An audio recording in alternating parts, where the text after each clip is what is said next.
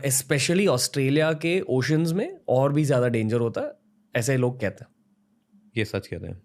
क्यों? पर मतलब जैसे अगर आप गोवा गए या इंडिया में कहीं भी किसी बीच पे गए, तो मैं हमेशा लाइफ गार्ड से पूछता हूँ यहाँ शार्क्स होते हैं?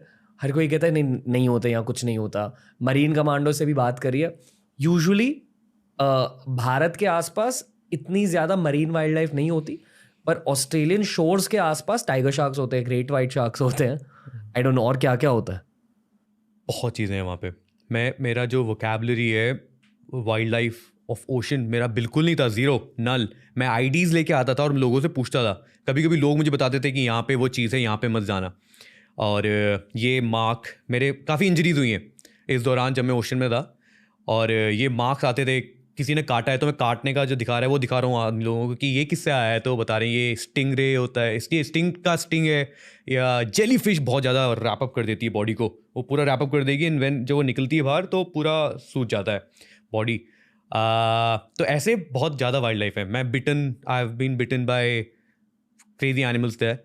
तो मुझे आके आईडी देना पड़ता था कि यार मैंने ये देखा, या फिर खुद सर्च करना पड़ता था, तो फिर मुझे पता चलता okay this is that danger है। ओके, आपने एक चीज़ पूछी थी कि क्यों है ऐसा, इसलिए इंडिया में क्योंकि हमारे पास पॉपुलेशन है ऑल दीज कोस्ट में।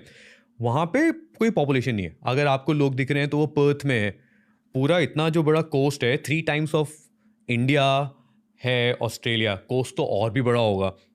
तो जो पूरा कोस्ट है उसमें कोई लोग नहीं रहते, इट्स ऑल बैरन लैंड। लोग भी होंगे तो यार बहुत कम। तो उस बैरन लैंड में जो ये सारी माइग्रेशन होता है, ये माइग्रेशन हैपन से नीचे से जो कोल्ड वाटर्स हैं, जब वहाँ पे गर्मी होने लग जाती है थोड़ा थोड़ा, तो सारे माइग्रेशन, वेल्स हो या फिर शार्क्स हो, दे माइग्रेट। वेल शार्क्स के लिए तो ये रीजन ही है, डॉल्फिन्स के लिए रीजन है। मैं जहाँ पे काम करता हूँ एवरी 9:30 इन द मॉर्निंग हम क्लाइंब कर रहे हैं, एट द बैक ओशन है, ओशन में dolphins will come and say hi. It's, we will forget not to go the mountain और हम लेट हो जाते हैं या कुछ हो गया, लेकिन दे डोंट फॉरगेट। वो उनका एक रूटीन है वहाँ पे, they always come around and swim past that coast. तो बिकॉज ज़्यादा ह्यूमन प्रेजेंस नहीं है तो wildlife is flourishing that. Okay. एक दिन आप बहुत ज़्यादा दूर चले गए समुंदर में जी। स्विमिंग की ट्रेनिंग के लिए, तो बताओ क्या हुआ उस दिन? उस दिन बहुत कुछ घट गया, लेकिन मैं वो काम मैं चाहता नहीं कि कोई और करे। तो मुझे आपको थोड़ा सा बताना पड़ेगा कि मैंने क्यों किया। पहले बोलो। जैसे ही मुझे वेस्टर्न ऑस्ट्रेलिया मेरी ऑर्गेनाइजेशन ने भेजा, एक बहुत नया सेटअप था, नया बेस था, बहुत सारी चीज़ें अनएक्सप्लोर्ड थी, बहुत नई नई चीज़ें देख रहा था मैं खुद से। मैं एक रनर हूँ, अर्ली मॉर्निंग रन करता हूँ, तो मैं रन पे जाता था बीच के अराउंड। और स्टार्टिंग के ही दिनों में मैंने आइलैंड्स देखे और मुझे एक वो हुआ यार क्या है इन आइलैंड्स में, ऐसा कैसे कुछ है वहाँ पे।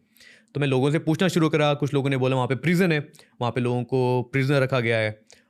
कुछ लोगों ने ये कहा कि वहाँ पे जो एनिमल्स ऑस्ट्रेलिया में ज़्यादा हो गए हैं, ऑस्ट्रेलिया का वाइल्ड लाइफ क्योंकि बहुत ज़्यादा है, उसको कंटेन करने के लिए ये लोग क्या करते थे, उन जानवरों को वहाँ ले जाते थे, वहाँ पे दे किल देम, स्लॉटर देम उस आइलैंड में जाके। तो ये मैं काफ़ी चीज़ें सुनने लगा। मैं जब रन पे जाता था हर दिन वो आइलैंड मुझे दिखता था और मेरे अंदर और एक भावना आ गई कि यार मुझे जाना है, वहाँ पे जाना है। लेकिन वो जो जाना बोल तो दिया, लेकिन मेरे माइंड ने उसको अब तक अचीव नहीं किया, क्योंकि आई नो माई सेल्फ कि मेरा स्विमिंग का लेवल कहाँ है। मैंने उस आइलैंड के जाने से पहले फेसबुक में एक ग्रुप है उस रीजन का, क्योंकि लोग कम है तो है ना, हर कोई जो इनपुट एडवाइस देगा इट्स और मान्य।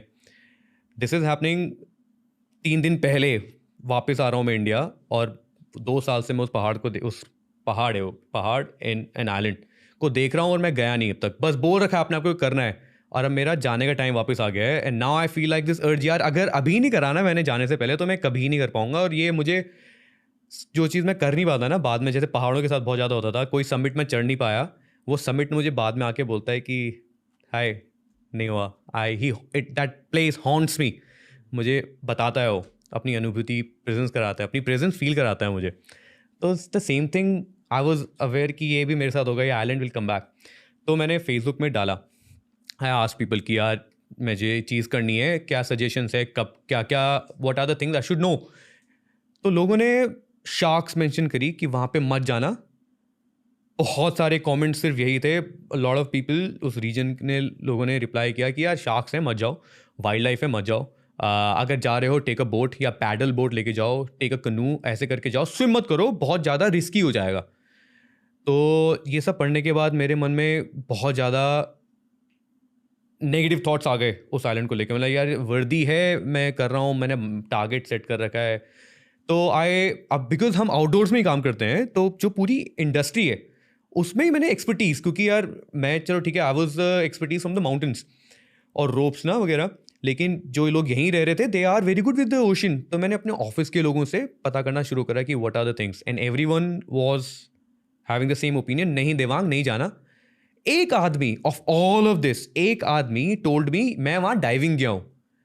एंड मैंने पूछा उससे यार कैसा था, बोले कि ऑल गुड, बड़ा अच्छा एक्सपीरियंस था, मज़ा आया मुझे। And now this guy is in his late 40s and good, मतलब I look up to him when I talk about outdoors and the things that he has done in Australia and provided his expertise. Now, if he can do it, I'm sure मैं भी कर सकता हूँ। 4:30 बजे मैं निकल गया था। इस दिन वेव्स ऐसे बन रही थी कि जो इधर वाला करंट था, ये करंट ये मुझे आइलैंड की तरफ लेके जाएगा। तो और ये करंट कम है।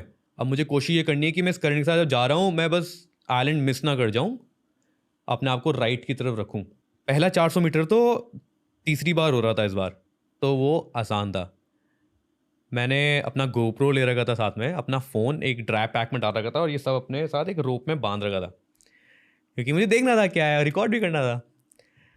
अब मैं गया, निकला, सब ये तैर रहा हूँ। आफ्टर 400 मीटर वाला जो गैप जो कर रखा था पहले, ये करने के बाद, और ये कंपेरेटिवली बाकी 2 दिनों से अच्छी स्विमिंग हो रही है, कर पा रहा हूँ अच्छा। जब मैं बोल रहा हूँ अच्छा, तो मेरे पास पानी का करंट है, थक रखा हूँ मैं, लेकिन मुझे पता है ये हो जाएगा।